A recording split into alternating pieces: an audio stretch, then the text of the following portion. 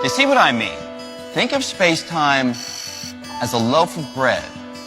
Einstein realized that just as there are different ways to cut a loaf of bread into individual slices, there are different ways to cut space-time into individual now slices.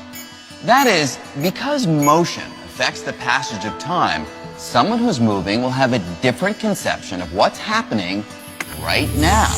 And so they'll cut the loaf into different now slices. Their slices will be at a different angle.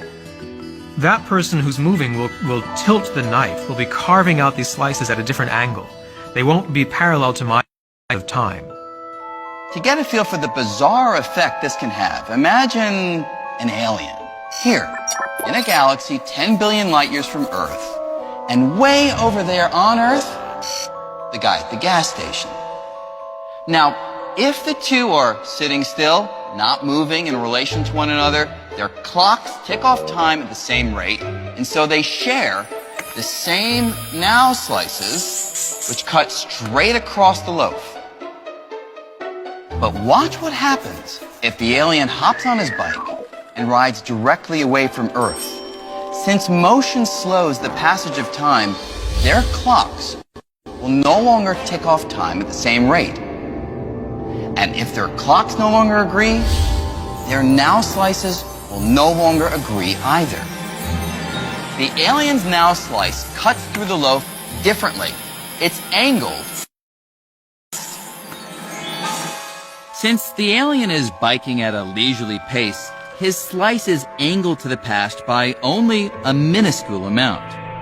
But across such a vast distance, that tiny angle results in a huge difference in time. So, what the alien would find on his angled now slice, what he considers as happening right now on Earth, no longer includes our friend at the gas station, or even 40 years earlier when our friend was a baby.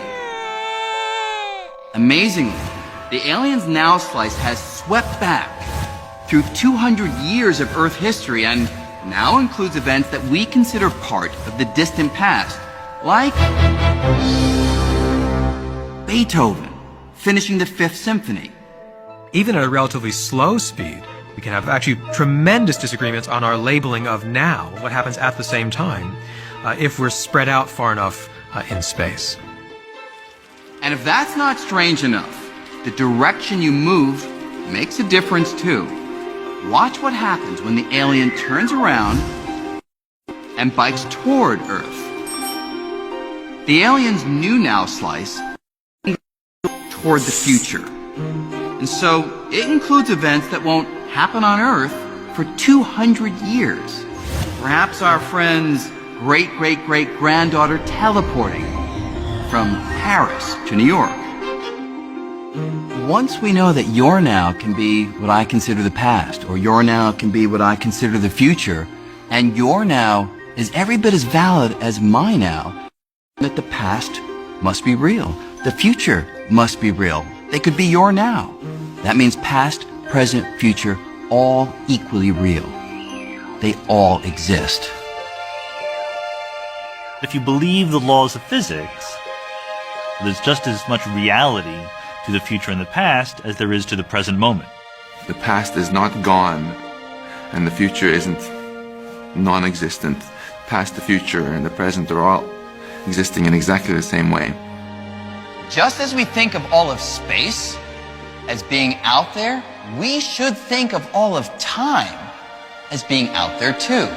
Everything that has ever happened or will happen, it all exists.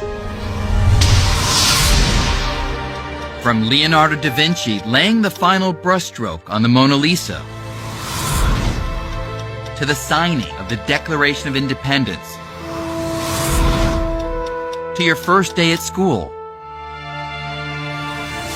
to events that from our perspective are yet to happen, like the first humans landing on Mars. With this bold insight, Einstein shattered one of the most basic concepts of how we experience time. The distinction between past, present, and future, he once said, is only an illusion, however persistent.